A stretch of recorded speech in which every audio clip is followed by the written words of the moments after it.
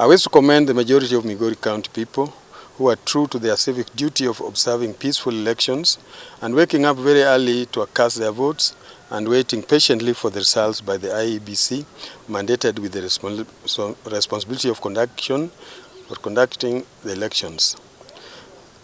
No doubt the results has been communicated to you and the outcome as per county returning officer that someone else has been elected.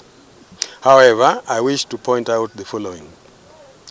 In July, I brought to the attention of Migori people the unfortunate use of violence by our opponents during the campaigns. In this regard, I wish to commend the security agencies for they moved swiftly to ensure peaceful campaigns.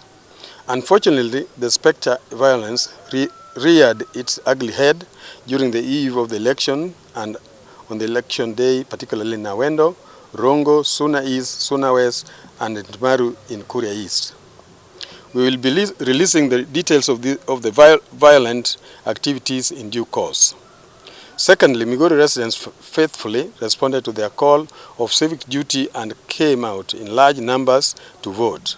It is, however, sad to note that gubernatorial elections in Awendo, Rongo, and Ntmaru in Kuria East became a sham, just as in parts of Suna West and Suna East. While we would not want to give details at this particular moment, we wish to put those involved in notice that we will be taking legal actions to ensure that Migori people and the whole world understand that a mandate cannot be grabbed illegally and illegitimately. We wish to thank Migori County residents for having confidence in me and giving me the majority votes, which unfortunately did not amount to much due to the malpractices in Awendo, Rongo, Kuria, and the other places I've mentioned before.